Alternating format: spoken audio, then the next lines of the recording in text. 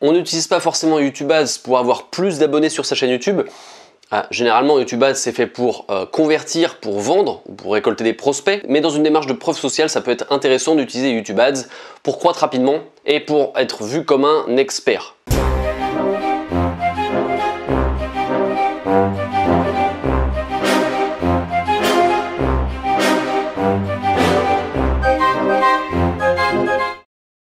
Sur YouTube Ads, on utilise essentiellement deux formats d'annonces. Le format Discovery, donc qui correspond à une annonce qui va s'insérer au sein de toutes les autres miniatures, juste avec la mention annonce. Et le format InStream, donc qui est le format d'annonce qui se lance généralement au début d'une vidéo sur YouTube. Donc pour faire croître sa chaîne, on va utiliser le format Discovery. On va être dans l'éducationnel. On va chercher à éduquer les gens et à les fidéliser. Donc c'est pour ça qu'on va utiliser le format Discovery. Le format InStream est beaucoup plus intrusif, beaucoup plus contraignant pour les internautes. On l'utilisera généralement plus pour du remarketing. On va pas aborder le remarketing dans cette vidéo, j'en reparlerai dans une vidéo prochaine. Là l'idée c'est vraiment de faire croître sa chaîne grâce à YouTube Ads. En ce qui concerne la vidéo publicitaire, on va pouvoir créer une vidéo qui solutionne à un problème important de son audience. Donc c'est important de bien connaître son avatar client, de bien connaître son audience dans un premier temps, de savoir à qui on s'adresse, comment on s'adresse à cette audience. Bien connaître son audience, c'est ultra important. On peut aussi réutiliser une vidéo qui a bien fonctionné sur la chaîne et qu'on va pouvoir continuer à diffuser en tant que pub. Concernant la longueur de la vidéo, ça n'a pas trop d'importance, ça en a plus dans l'InStream. Dans le format Discovery, vu que les personnes viennent vers nous, elles cliquent spontanément sur la miniature de la vidéo. On n'a pas forcément besoin d'avoir une vidéo ultra courte. Ça peut être 2 minutes, 3 minutes, 5 minutes, 10 minutes, 20 minutes, pourquoi pas une conférence de 45 minutes. Ça dépend plus de qui on vise, quelle est notre audience, parce qu'on peut considérer que des personnes qui ont 40 ou 50 ans ont plus de patience que des 18-25 ans. Donc là, on va pouvoir leur proposer du contenu beaucoup plus long. Mais en tout cas, pour une publicité au format Discovery, je conseille au moins 2-3 minutes. On est dans la fidélisation, on est dans l'apport de valeur, donc il faut avoir le temps d'apporter cette valeur. Pour la suite, on va se retrouver derrière mon écran et je vais vous montrer vraiment comment vous allez pouvoir avoir plus d'abonnés grâce à YouTube Ads. Et nous voici arrivés dans le monde merveilleux de Google Ads. Donc YouTube Ads, Google Ads, c'est sur la même plateforme, c'est ça, hein, Google Ads. Ici, vous êtes sur l'écran de base, le dashboard de Google Ads. Donc on va créer une campagne pour créer une campagne Discovery, de format Discovery. Donc là, on a l'objectif de campagne. Alors on ne cherche pas à obtenir des ventes, des prospects, du trafic vers le site web, etc. On va choisir intérêt pour la marque et les produits. Puis ici, le type de campagne, on va choisir vidéo. Vidéo, c'est sous-entendu YouTube Ads. Donc on sélectionne vidéo. Puis ici, on a encore le choix entre plusieurs options. On va choisir susciter l'intérêt, puisqu'on voit ici que on va pouvoir faire de l'InStream désactivable ou des annonces vidéo Discovery. Donc c'est ça qu'on cherche à faire. Donc continuer. On arrive ensuite sur un écran un peu plus détaillé, on va pouvoir paramétrer un certain nombre d'options. Donc le nom de la campagne, c'est très important. Je vous conseille d'adopter une structure standardisée que vous garderez. L'objectif étant que s'il y a quelqu'un d'assez novice qui arrive sur le compte, eh bien il ne soit pas perdu et directement il sache ce que contient la campagne, quand est-ce qu'elle a été lancée, quel type de ciblage on a paramétré, etc.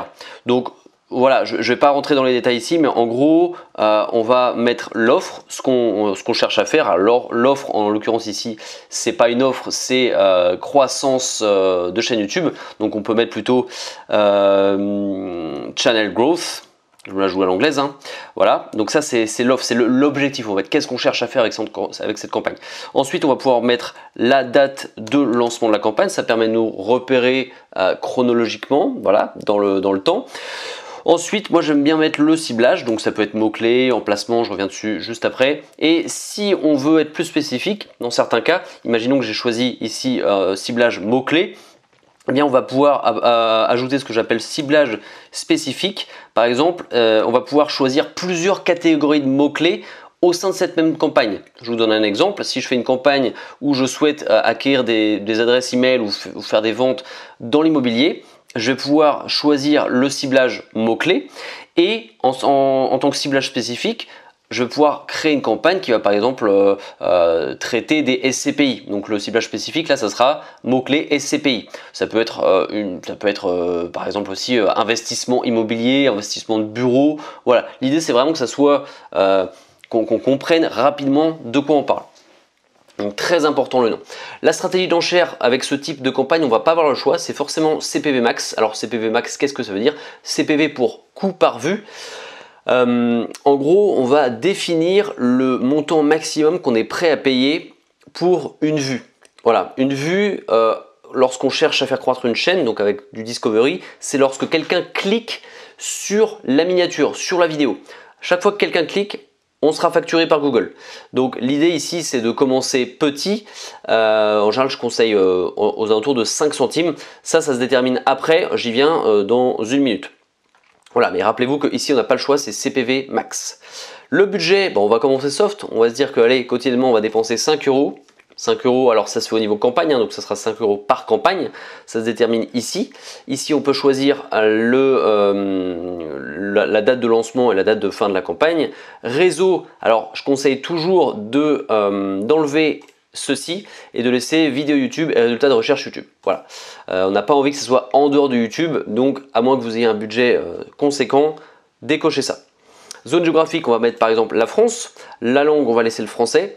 Type d'inventaire, type et libellé exclu, on ne va pas y toucher ici. Paramètres supplémentaires, on ne va rien toucher non plus. Ici, on ne cherche pas à faire des conversions. Ah si, quand même, les appareils, je conseille tout de même ici de supprimer, plutôt de décocher écran TV. Voilà, ça convertit très peu les écrans TV, une fois n'est pas coutume.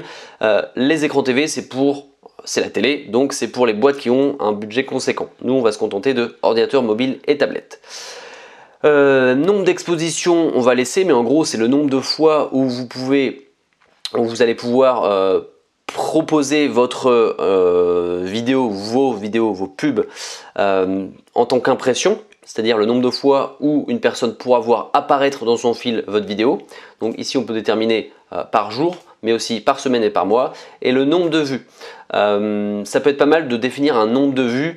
Moi en général je conseille pour ça, je dirais 3 fois par mois, c'est déjà pas mal. Voilà.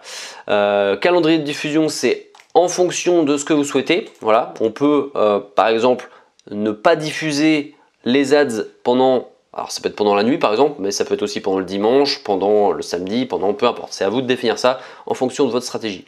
Ici, on arrive au niveau du groupe d'annonces, donc la sous-campagne entre guillemets, qui pourrait être intéressant si, comme je l'ai dit précédemment, on cherche à faire plusieurs paquets de mots-clés. Voilà, dans le cas d'un ciblage de mots-clés. Donc le nom va être assez similaire à celui de la campagne, mis à part qu'on va mettre ici en avant le nom du paquet de mots-clés, entre guillemets. Par exemple, si je vise des SCPI, si je vise, je veux dire, je fais une campagne qui va traiter de SCPI ou d'immobilier de bureau, je pourrais mettre ici SCPI ou immobilier de bureau. Voilà, ça permet d'être plus spécifique. Les données démographiques, c'est tout simplement les caractéristiques intrinsèques à votre cible. Donc son sexe, son âge, son statut parental, les revenus du foyer, ça ne sera pas disponible en France. C'est disponible dans certains pays, notamment les États-Unis, mais pas en France. Voilà, il faut le savoir. Les audiences, alors je ne vais pas en parler de façon étalée ici, mais l'idée, en gros, ici Google a, de par les datas collectées, qu'il collecte tous les jours, va créer des boîtes, ce que j'appelle des boîtes, en fonction des comportements des personnes, des individus. Bon, je me crois dans un jeu vidéo. Je vous donne un exemple. Ici, on a par exemple événements de la vie. Événements de la vie, en fait, c'est des événements qui ont eu lieu dans la vie des personnes qui se baladent sur Google. On a ici par exemple déménagement, donc déménage bientôt, déménage récemment. Voilà. Google est en mesure de traquer entre guillemets les comportements des individus. Donc ça peut être utile. Je parlais de tout ce qui était immobilier. Ça peut être utile pour les gens qui déménagent bientôt. Alors pas forcément l'immobilier, mais plus par exemple si je fais de la pub pour Ikea. Clairement là, déménage bientôt ou déménagement récent, une entreprise qui cherche à vendre des meubles, ça va être pertinent ici, d'accord?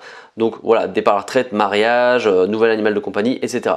Là, c'est des changements qui sont arrivés dans la vie des gens. Et je vous en montre une autre catégorie, c'est les audiences sur le marché. Donc ça, c'est encore une fois des boîtes qui ont été créées par Google et qui permettent de cibler des personnes qui ont émis une intention d'achat récente sur Google.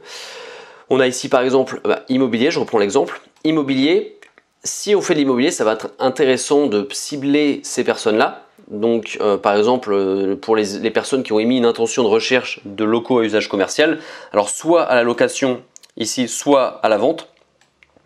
Et je vais pouvoir comme ça, hop, ajouter des audiences ou alors le faire au niveau supplémentaire. Voilà, donc ça c'est les audiences pardon, sur le marché. Ça peut être dans le cas d'une publicité pour faire croître la chaîne YouTube, ça peut être pas mal les audiences sur le marché. Tout dépend bien sûr quelle est la thématique de votre chaîne YouTube. Je vais pas aller plus loin sur les audiences, ici je referai des vidéos bien plus approfondies là-dessus. Je vais plutôt parler de ça ici, les ciblages de contenu. Donc on a mots-clés, thèmes, emplacement.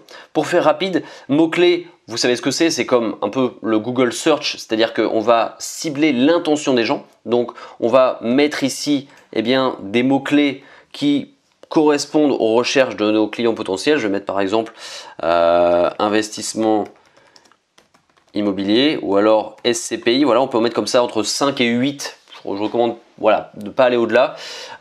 Si vous tapez SCPI, clairement quelqu'un qui tape SCPI et que votre publicité liée au SCPI est diffusée, clairement la personne va être potentiellement intéressée et va cliquer dessus. Voilà, donc il faut toujours être orienté client. Qu'est-ce que notre client idéal recherche? Voilà. Donc je propose moi généralement de commencer par un ciblage de mots-clés pour commencer à faire croître sa chaîne YouTube avec YouTube Ads. Voilà. Juste pour information, thème et emplacement, je recommande moins, mais juste pour information, thème, on va cibler le contenu de chaîne YouTube spécifique. Par exemple, alors là, je ne sais pas si c'est dedans, mais si je cherche cosmétique, j'ai ça en tête. Cosmétique, tiens, bizarrement ça apparaît pas. Alors là on a maquillage et cosmétique. Donc par exemple si je sélectionne maquillage des lèvres, je vais cibler toutes les chaînes YouTube qui de façon large traitent de maquillage des lèvres. Alors ça se situe dans le contenu de la vidéo, ça se situe aussi dans les tags et ça se situe aussi dans la description. Donc en gros, à chaque fois que Google a détecté qu'une vidéo, en l'occurrence ça sera plus des vidéos féminines, vidéos beauté, une vidéo parle ou traite de maquillage des lèvres, les ads seront potentiellement diffusés dessus. Voilà, ça c'est le ciblage par thème, topic en anglais. Et emplacement, alors ça c'est intéressant aussi, mais pas vraiment dans ce cas-là. Pas dans le cas de faire croître une chaîne, j'ai essayé, c'est pas génial. C'est plus quand on veut convertir. Là l'idée c'est vraiment intéressant, c'est qu'on va diffuser nos ads sur des chaînes YouTube ou des vidéos spécifiques YouTube. Je vous donne un exemple, je vais prendre par exemple Antoine BM au hasard, si je le trouve. Voilà, donc Antoine BM, donc si je coche ça ici, c'est-à-dire que potentiellement mes publicités seront diffusées sur sa chaîne. À chaque fois qu'une de ses vidéos se lancera, les gens pourront voir ma publicité. Ici c'est du discovery, donc en l'occurrence sur la barre de suggestion. Voilà, mais c'est pas quelque chose que je recommande, ça je recommande plus dans l'in-stream par emplacement. On arrive finalement aux enchères, donc vous vous rappelez, ici on en a parlé, on avait défini la stratégie d'enchères, donc c'est ici, voilà, le CPV max, et c'est ici qu'on va définir le coût qu'on est prêt à payer pour une vue. Donc je vous rappelle, une vue c'est à chaque fois que quelqu'un clique sur votre publicité. Donc moi je commencer petit et de commencer à 5 centimes. C'est-à-dire qu'on est prêt, on dit à Google je suis prêt à payer 5 centimes par vue. Il est possible que ça ne diffuse pas, d'accord, parce que c'est une stratégie d'enchère, donc si c'est une niche assez compétitive, il est possible que ça ne diffuse pas. Dans ce cas, on va petit à petit augmenter. On va tester 7 centimes, 10 centimes. Il peut y avoir plusieurs raisons pour une non-diffusion de publicité.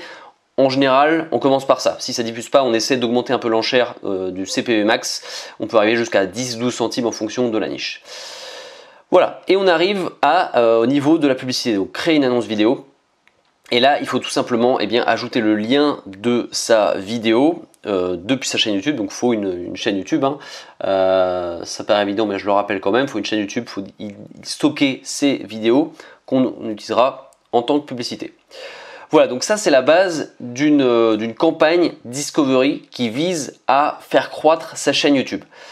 Donc on pourra aller plus loin dans une autre vidéo de remarketing, mais là c'est vraiment la base pour voilà, créer une campagne orientée croissance YouTube de A à Z. Voilà, donc maintenant vous savez comment faire croître, en tout cas accélérer la croissance de votre chaîne grâce à YouTube Ads. Je vais prochainement poster une vidéo qui apparaîtra peut-être ici autour de moi, qui parlera de remarketing, et c'est une façon de faire en sorte que la chaîne croisse encore plus rapidement, puisqu'on va cibler les personnes qui nous connaissent déjà mais qui ne se sont pas encore abonnées à notre chaîne. Mais en attendant, je vous souhaite bon courage, soyez productifs, à bientôt, ciao!